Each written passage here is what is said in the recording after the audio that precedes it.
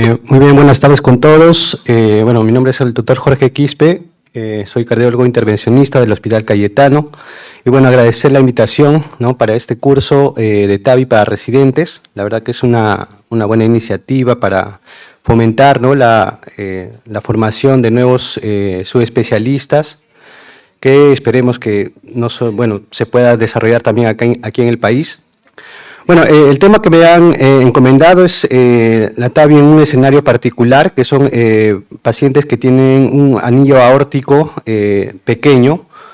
Y bueno, básicamente vamos a tratar de desarrollarlo en estos aspectos, comenzando por la definición, ¿no? Entonces, este concepto de anillo aórtico pequeño aún no tiene un consenso, ¿no? Hay diferentes definiciones y bueno, esto parte primeramente con el concepto del anillo, ¿no? Existe un concepto de un anillo anatómico o quirúrgico, ¿no?, que básicamente consiste en la unión entre la válvula y el ventrículo, ¿no?, entre la aorta y el ventrículo. Entonces, esto es la referencia, por ejemplo, para el cirujano para poder realizar el reemplazo quirúrgico. Sin embargo, este concepto es diferente al que utilizamos al momento de hacer una evaluación por imágenes, ¿no?, que generalmente nosotros tomamos en cuenta el nivel de la implantación de los velos como el origen del anillo, ¿no? Entonces hablamos de un anillo anatómico o quirúrgico y un anillo virtual, ¿no?, que lo definimos por imágenes. Entonces ahí viene el primer concepto que hay que diferenciar. Entonces, dependiendo de la forma de evaluación de este anillo, vamos a tener diferentes definiciones, puntos de corte, ¿no? Por ejemplo, teniendo en cuenta el tamaño de la prótesis que utiliza el cirujano, hay diferentes puntos de corte. Digamos, el más utilizado va a ser menos de 21 milímetros, ¿no?, de diámetro. Pero si usamos otros métodos como el ecocardiograma, ¿no?, o la tomografía, vamos a tener algunos otros puntos, ¿no? Por ejemplo, menos de 23.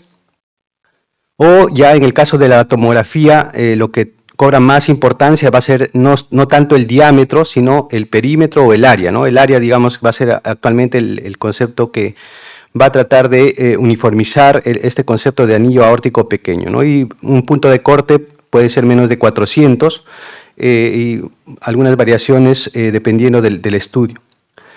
Ahora, ¿por qué es importante tratar de entender este escenario, ¿no?, de anillos aórticos pequeños? Uno, por, digamos, la proporción de pacientes que van a pertenecer a este grupo. Se aproxima más o menos un 30%, ¿no? O sea, 1 de cada 3 pacientes van a estar en este grupo, dependiendo de las series, pero ya hablamos de un grupo importante de pacientes tratados que van a presentar estas características. Por otra parte, hay que tomar en cuenta de que pueden haber variaciones que van a depender de la población, ¿no? Obviamente, por ejemplo, en población asiática esto va a ser mucho más evidente, ¿no?, mucho más frecuente. Y por otra parte, también está asociado a sus complicaciones. Otro aspecto importante va a ser el tipo de paciente, ¿no? O sea, las características clínicas de estos pacientes que van a tener un anillo aórtico pequeño. Y como ya lo he mencionado, la característica que resalta, ¿no?, que es más preponderante, va a ser que es un 90% de población femenina. Creo que eso es un aspecto muy llamativo y hay que tomarlo en cuenta. Por otra parte, hay otros factores que se mencionan, generalmente son pacientes de mayor riesgo quirúrgico, tienen menor área de superficie corporal o tienen mayores comorbilidades, pero eso es variable, realmente no hay algo muy contundente en cuanto a eso. Pero la población femenina, digamos, es lo llamativo. En cuanto al diagnóstico, como lo hemos mencionado, va a depender del método. Entonces, aquí entender nuevamente que el anillo aórtico es una estructura que no es circular, ¿no? Es una estructura elíptica y obviamente los métodos van a tener ciertas limitaciones dependiendo de cómo evalúan este anillo. Por ejemplo, si utilizamos un eco 2D, vamos a tener una variación y podemos subestimar el anillo. Por lo tanto, se recomienda cada vez más el uso de herramientas un poco más completas, ¿no? Por ejemplo, el eco 3D o la tomografía para definir mejor las dimensiones del anillo. Otro aspecto importante que se ve en estos pacientes es que se va a ver con más frecuencia un fenómeno que se llama la recuperación de la presión, ¿no? Si, por ejemplo, nosotros hacemos una evaluación del gradiente, ¿no? Por ejemplo, por ecocardiografía, generalmente vamos a evaluar el flujo a nivel del orificio estenótico y vamos a observar que hay una velocidad, ¿no? Que está aumentada y un gradiente obviamente también aumentado.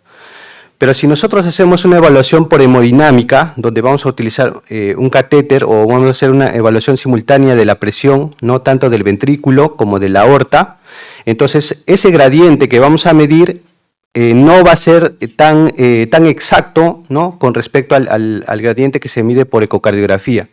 ¿Y por qué? Porque básicamente va a intervenir este fenómeno de la recuperación de la presión, que quiere decir que a medida que uno se va alejando de este orificio estenótico, digamos, esto tiene que ver con conceptos físicos, ¿no? De la energía, ¿no? La energía que es cinética en este punto, a medida que se va desplazando, se va a convertir en una energía potencial, ¿no? Entonces esa energía va perdiendo velocidad y eso va a hacer que el gradiente no sea tan evidente. Eso se llama la recuperación de la presión. Y en el caso de pacientes que tienen anillo aórtico pequeño, eso es mucho más evidente, ¿no? Acá, por ejemplo, podemos ver en estas imágenes, comparando ambos escenarios, y se ve que ese gradiente, esa recuperación de la presión se hace más evidente cuando el anillo aórtico es pequeño, ¿no? En cambio, cuando el anillo es más amplio, pues no hay tanta diferencia. Entonces, tomar en cuenta eso en el momento del diagnóstico, de la evaluación. En cuanto al tratamiento, bueno, estos pacientes van a ser manejados con los parámetros convencionales que lo recomiendan las guías, pero teniendo en cuenta ya particularmente las características anatómicas, ¿no? Como lo han mencionado, el anillo suele ser un criterio para poder definir tanto si vamos a ir por un tratamiento quirúrgico o un tratamiento percutáneo, y ya en el tratamiento percutáneo también el tipo de prótesis, ¿no? Entonces, ese es el primer aspecto. Y creo que dentro de todo este grupo de pacientes vamos a centrar o vamos a resaltar esta complicación, ¿no? Que va a ser el mismatch, que realmente en estos pacientes pues, es importante tenerlo en cuenta, ¿no? Entonces, el mismatch de la prótesis paciente se va a definir como una desproporción entre la prótesis, ¿no? Y su área valvular en comparación al tamaño del paciente, ¿no? Entonces, si bien una prótesis puede tener un tamaño adecuado, ¿no? Hasta un orificio adecuado, pero si no es, digamos, en comparación al tamaño del paciente, no es suficiente para poder mejorar el flujo a través de esa válvula, entonces vamos a estar frente a este fenómeno de mismatch, ¿no? Entonces, este concepto ya está ampliamente estudiado y realmente se ha correlacionado con variables clínicas, ¿no? Por ejemplo, bueno, hay una clasificación ya de este mismatch, se habla de un mismatch moderado o severo, dependiendo de este parámetro, ¿no? Que va a ser el orificio efectivo indexado a la superficie corporal, y que, bueno, tiene ciertas diferencias ya cuando el paciente tiene un índice de masa más de 30, ¿no? En pacientes obesos los puntos de corte son diferentes, pero en lo que es digamos, la consecuencia clínica de este fenómeno, ya hay bastante evidencia de que esto realmente pues, tiene un pronóstico adverso, ¿no? Un paciente, por ejemplo, con mismatch severo, básicamente casi tiene un doble de mortalidad, ¿no? Y esto se ha visto tanto en pacientes que van a ser sometidos a reemplazo quirúrgico, ¿no? Como reemplazo percutáneo. Entonces, es importante tener en cuenta esta complicación en este escenario de anillos aórticos pequeños. Bueno, entonces, viendo las opciones, como hemos mencionado, para el manejo, tratamiento quirúrgico percutáneo, en cuanto al manejo quirúrgico, vamos a ver que van a existir algunas estrategias que van a tratar de mejorar el orificio valvular, ¿no? Y reducir la incidencia del mismatch. Básicamente dos estrategias, que es la ampliación de la raíz aórtica y elegir otro tipo de prótesis o las prótesis más adecuadas en cuanto a prótesis quirúrgicas. Por ejemplo, la ampliación de la raíz aórtica, ¿no? Bueno, el cirujano realiza una ampliación de la raíz aórtica y del anillo y va a colocar un parche, ¿no? Hay diferentes técnicas en la parte quirúrgica, y esto ¿Qué ventajas va a ofrecer? ¿No? Va a aumentar el orificio efectivo, va a disminuir el gradiente, ¿no? Esto sí ya se ha verificado en diferentes estudios, pero también está acompañado de un aumento del tiempo de SEC, ¿no? Un tiempo de clampaje aórtico, y también aumenta el riesgo de sangrado, ¿no? Entonces, obviamente eso también requiere un mayor entrenamiento para poder ser realizado. En cuanto al tipo de prótesis, las prótesis quirúrgicas generalmente la mayoría, bueno, existe la presencia de un stent, ¿no? Y un anillo al cual se adhiere esta prótesis. Y esto, si bien es lo convencional, pero estas estructuras, tanto este anillo como el stent, va a disminuir el orificio efectivo. Por lo tanto, existen algunas prótesis que no tienen este stent y no tienen este anillo, ¿no? Y que va a permitir un mayor orificio efectivo. Y también existen prótesis que, si bien pueden tener el stent, pero la forma de cómo son implantados no requiere hacer, digamos, una sutura, ¿no? al anillo aórtico, sino son otros mecanismos por el cual la prótesis se fija. Entonces, estos tipos de prótesis, que no son los convencionales, han demostrado que van a tener un mayor orificio efectivo y por lo tanto podrían ser una estrategia interesante para poder manejar estos pacientes. Ahora, en cuanto al tratamiento percutáneo, bueno, la prótesis transcatéter, ¿no? Ya ha demostrado en varios escenarios, ¿no? Su beneficio y bueno, también en este escenario particular también lo ha hecho. Existen diferentes estudios, ¿no? Que han demostrado que en comparación a las prótesis quirúrgicas, las prótesis percutáneas van a tener un mayor orificio efectivo, el gradiente va a ser mejor y también va a haber menor incidencia de mismatch. Entonces, nuevamente creo que es una de las ventajas que va a tener este tratamiento percutáneo sobre el quirúrgico en este escenario. Bueno, en cuanto a la planificación, aquí es muy importante, ¿no? Como lo han mencionado ya en las exposiciones previas, evaluar al paciente, realizar el estudio de tomográfico para poder planificar el procedimiento y en ese proceso se va a elegir el tipo de prótesis, ¿no? Entonces, en cuanto a la planificación, es importante tener en cuenta que uno podría de alguna forma prevenir estas complicaciones como el mismatch. Entonces, ¿de qué forma se puede prevenir? Bueno, básicamente, para todas las prótesis, tanto quirúrgicas como percutáneas, existe, digamos, un dato, ¿no? Que son son tablas donde uno puede ya tener en cuenta el orificio efectivo, ¿no? Y ese orificio efectivo uno lo puede indexar a la superficie corporal del paciente y puede predecir el riesgo de mismatch, ¿no? Eso se llama el orificio efectivo predecido. Entonces, si uno está prediciendo que este paciente puede hacer un mismatch severo, entonces tengo que buscar estrategias para poder mejorar. Por ejemplo, si el paciente va a cirugía, obviamente se podría plantear ampliar la raíz aórtica o usar otro tipo de prótesis. En pacientes con mismatch moderado, a pesar de no ser severo, sí se toman en cuenta otros factores. Por ejemplo, si el paciente es un paciente activo, funcional, ¿no? Obviamente ese mismatch, a pesar de ser moderado, podría tener consecuencias clínicas. Ahí también se recomienda buscar estrategias para mejorar el gradiente de la prótesis, o en otros escenarios como FEBI reducida o pacientes con estenosis de bajo gradiente, que también se ve que pueden tener complicaciones serias por el mismatch a pesar de ser moderado. Bueno, eso es en cuanto a la planificación. Luego ya en cuanto al procedimiento se hace lo convencional, pero la idea nuevamente, ¿no? La idea del procedimiento en estos pacientes es tratar de maximizar lo posible, ¿no? En cuanto al resultado de gradiente y orificio efectivo. Ahora, en cuanto a la evidencia, bueno, básicamente lo vamos a dividir comparando, ¿no? El tratamiento quirúrgico versus percutáneo, comparando válvulas expandibles y autoexpandibles y balón expandibles y las supra o intranulares. Entre quirúrgico y percutáneo, hubieron diferentes estudios observacionales, ¿no? Que demostraban que la prótesis percutánea podría tener mejores resultados hemodinámicos. Sin embargo, no hay un estudio que haya demostrado un beneficio clínico evidente. El único ensayo clínico que se tiene comparando estos tratamientos, ¿no? Quirúrgico versus percutáneo, es este ensayo clínico del Viva Trial, que fue publicado el 2024, donde se comparó tratamiento quirúrgico versus percutáneo, y en el caso del tratamiento percutáneo se emplearon tanto válvulas autoexpandibles como balón expandibles, ¿no? Y bueno, nuevamente la preponderancia de la población femenina, ¿no? Más del 90%, pacientes con scores de riesgo no solo altos, eran ya score bajo también, y una proporción similar de balón y autoexpandibles, ¿no? Y en este estudio se evaluó básicamente resultados hemodinámicos, ¿no?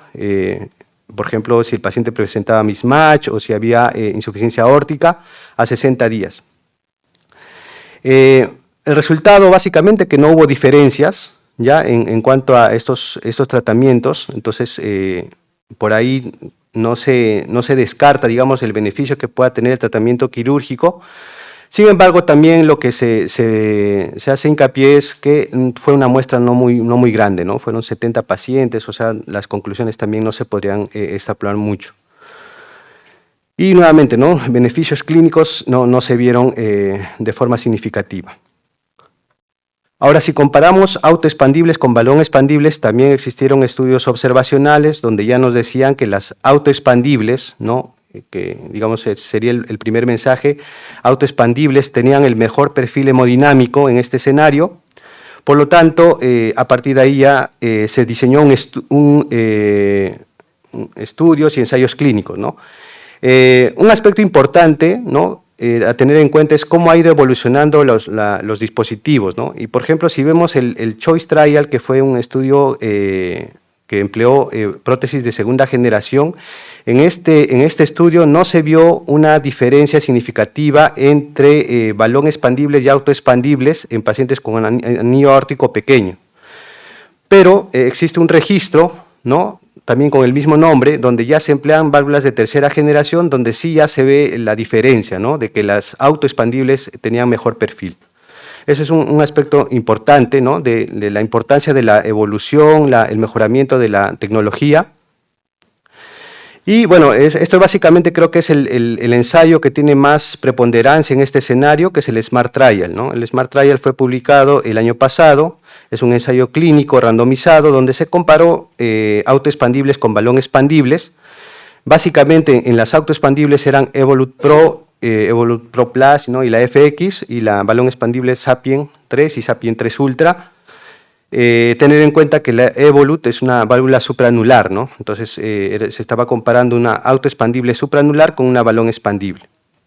En este caso se evaluaron dos puntos primarios, uno que era eventos clínicos, ¿no? Muerte, ACV incapacitante o rehospitalización por falla cardíaca, y el segundo resultado primario, la disfunción valvular protésica, ¿no? En uno se evaluaba no inferioridad y en el otro se evaluaba superioridad de las autoexpandibles. Entonces, bueno, nuevamente pacientes preponderantemente sexo femenino, ¿no? 87%, una edad promedio de 80 años, y nuevamente el score de riesgo también incluía pacientes de bajo riesgo. También se incluyeron pacientes bicúspides, pero realmente no fue tan importante, no solamente menos del 10%. ¿No? Y bueno, los anillos, digamos, eran pequeños, ¿no? El punto de corte para este estudio era 430, pero lo que se encontró o lo que se describió en estos grupos fue menos de 400, ¿no? El resultado primario, se cumplieron ambos, ¿no? Primero se vio que no había diferencias clínicas entre las autoexpandibles y la balón expandible, ¿no? En estos pacientes, en un seguimiento al año, y cuando se evaluaba la disfunción de la prótesis, sí se veía que las balón expandibles tenían mayor disfunción valvular, ¿no? Y bueno, en este grupo de disfunción valvular se evaluaba el mismatch, se evaluaba si el paciente requería una nueva intervención o no, o el ICPAR valvular. Entonces se cumplieron ambos resultados primarios. Analizando otros aspectos, ¿no? Por ejemplo, en cuanto a las variables hemodinámicas, había un menor gradiente con las autoexpandibles, habría un mayor orificio efectivo, ¿no? Con las autoexpandibles, y bueno, todos estos digamos, esos parámetros se iban manteniendo en el tiempo, ¿no? Y por otra parte también la incidencia de mismatch se observó con mayor frecuencia en las balón expandibles, ¿no? Entonces, este ensayo clínico realmente es el que va a tener mayor importancia en este escenario. De todas maneras, lo que sí se recomienda, si bien ha sido comentado en la última guía de enfermedad valvular, sin embargo, todavía no se incluyen dentro de las recomendaciones, probablemente porque lo que se espera es un seguimiento a largo plazo, ¿no? Este es un ensayo que va a planificar un seguimiento a 5 años, recién vamos por 2 años, pero sin embargo ya se mantienen, digamos, estos resultados. Y bueno, finalmente, comparando dentro de del grupo de las autoexpandibles, ¿no? Las supranulares y las intranulares, existen algunos estudios que son observacionales, por ejemplo, en este estudio que comparó del registro TBT, que comparó las supranulares, ¿no? Como las Evolut, ¿no? La Coreval, bueno, y todas las generaciones, y las intranulares como la Navitor y la Pórtico, ¿no? Y básicamente se evaluaba el éxito del técnico, del dispositivo y el éxito clínico. Entonces, lo que se vio básicamente en estos estudios es que no hay un beneficio de alguna de estas prótesis, ¿no? Que haya demostrado que sea significativo. Y bueno, llama la atención que sí, digamos, las intranulares podrían tener un poco mayor incidencia de marcapaso, ¿no? Pero de todas maneras, lo que sí se recomienda con esto es que si quisiéramos ser un poco más específicos, dentro del grupo de las autoexpandibles, ¿no? Para poder optar por una supranular o intranular, se recomienda ya ensayos clínicos diseñados con este objetivo, ¿no? Finalmente, bueno, un comentario de lo que es los patrones de estenosis aórtica. Bueno, conocemos que el patrón clásico, ¿no? De alto gradiente, pues es el más frecuente, pero existen otros patrones como el de bajo flujo, el clásico o el paradójico, donde a veces, si bien no son tan frecuentes, pero el pronóstico realmente es peor, ¿no? Entonces, en estos pacientes que tienen estos patrones, ¿no? Lo que se ha visto es que si bien solo por el patrón ya tienen un pronóstico adverso, si analizamos la presencia del anillo aórtico pequeño, pues en este grupo no hay una interacción con esto, ¿no? O sea, se da tanto en pacientes que tengan anillos de tamaños, digamos, normales, como pacientes con anillo aórtico pequeño. Bueno, estos son algunos algoritmos que se recomiendan, ¿no? Si tenemos un paciente con estenosis aórtica severa sintomática y evaluamos el anillo por eco transtorácico, ¿no? Tomamos el punto de corte de 21, ¿no? Si es menos de 21, se recomienda usar también otras herramientas de imágenes. Y si está confirmado, entonces, bueno, este es un algoritmo del 2019 donde se evaluaba el riesgo, ¿no? Y si era el riesgo intermedio o alto, iba para TAVI. Y si era bajo, se evaluaba la cirugía. Y bueno, se recomendaban algunas estrategias si el orificio efectivo predicho era bajo, ¿no? Si había riesgo de mismatch. Este algoritmo un poco más reciente ya solamente, bueno, toma en cuenta la edad, ¿no? Como hemos visto, la edad acá es un factor llamativo. Pacientes más de 75 años, independientemente del riesgo quirúrgico, se benefician del reemplazo percutáneo y aquí se hace también evidente. Si está entre 65 y 74 y las características anatómicas son favorables, también debería ir a TAVI. Si son menos de 65 años, bueno, ahí sí hay que realizar una evaluación, ¿no? Y ver la posibilidad de que se puedan usar estrategias quirúrgicas para mejorar el orificio efectivo, ¿no? Pero dependiendo de si eso es posible o no, se optaría por el tratamiento quirúrgico. Bueno, las conclusiones, la estenosis aórtica severa en pacientes con anillo aórtico pequeño es un grupo considerable, ¿no? Hemos comentado 1/3 de pacientes. El reemplazo valvular en estos pacientes, digamos, tiene algunos desafíos, básicamente la complicación del mismatch, ¿no? En estos pacientes. El tratamiento percutáneo ha mostrado diferentes beneficios, ¿no? Y dentro de este tratamiento las prótesis autoexpandibles tienen el mejor perfil. Sin embargo, es necesaria mayor información con seguimientos a largo plazo para poder buscar las mejores estrategias. ¿No? Entonces, bueno, quiero finalizar nuevamente felicitando, ¿no? La iniciativa de estos cursos para residentes. Realmente creo que es la fuerza, ¿no? Como sabemos, igual para una nación la juventud, la niñez es el futuro de las sociedades. Es lo mismo sucede en la cardiología y la cardiología intervencionista, ¿no? Y el pionero de este dispositivo, de este procedimiento, Alain Crivier, no era ajeno a esto, ¿no? Él, dentro de sus diferentes, digamos, contribuciones, mencionó que una de las más importantes fue justamente la docencia, ¿no? Transmitir el conocimiento a las futuras generaciones. Y el mensaje o la sugerencia que él nos dejaba, ¿no? Realmente la TAVI ha sido una contribución que ha cambiado, digamos, el manejo de esta patología. Y lo que él nos comenta es que si uno quiere innovar en medicina, ¿no? Debe estar preparado para diferentes obstáculos y inevitablemente también el escepticismo, las críticas, ¿no? Entonces, eso creo que va para todos, para que estimularlos, para que sigan adelante y traten de conseguir eso, ¿no? No solamente ser buenos profesionales o buenas personas, que obviamente es muy importante, pero sino también innovar, ¿no? Buscar nuevo conocimiento y nuevas técnicas en beneficio de los pacientes. Muchas gracias. Ya estamos haciendo el balance de las presentaciones. Yo la verdad me siento muy contento porque no es necesario tener tantos speakers internacionales.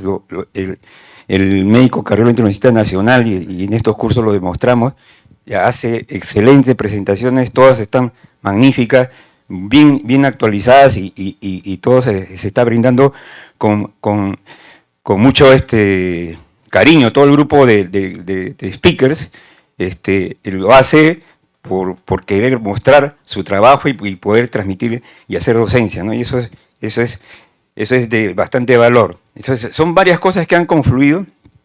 Entonces, la idea es tratar de brindar.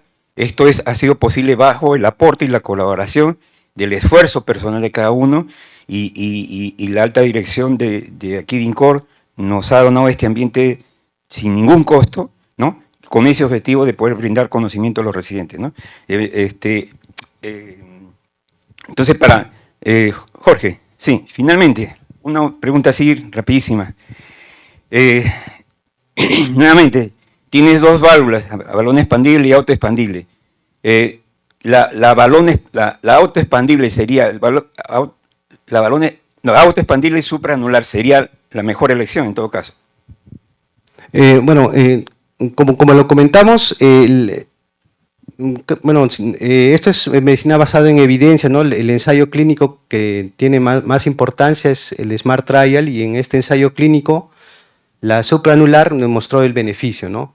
Pero en otros estudios que no llegan a ser un ensayo clínico, son estudios observacionales, se ve que las intraanulares no tienen muchas diferencias en cuanto a la supraanular. Entonces yo creo que ahí es justamente lo que recomiendan, ¿no? De acuerdo a esta información, es diseñar ensayos clínicos, ¿no? En cuanto a las autoexpandibles, que me parece que ya eso sí ya está un poco cerrado, que las autoexpandibles tienen el mejor perfil, pero comparar las supraanulares con las intraanulares ya en un ensayo clínico, ¿no? Para poder definir cuál podría ser mejor. Correcto. Había una pregunta ahí también, había un doctor que había preguntado justamente eso, si es quirúrgico, recomendación ampliar el anillo y colocar una válvula de mayor tamaño para el futuro, o ideal suturulés. En el INCOR, felizmente, esa estrategia se está haciendo ya. El cirujano está mentalizado que si coloca una biológica, el futuro es colocar un TAVI para un paciente. Entonces, estamos trabajando en equipo, o sea, hace la cirugía, le coloca la suturulés, le amplía el anillo y ya sabe que de aquí a 8 años o 10 años eso va a disfuncionar y tenemos un TAVI con mayor posibilidad de éxito. Entonces, estamos trabajando ahí coordinadamente. Gracias, Jorge, excelente presentación.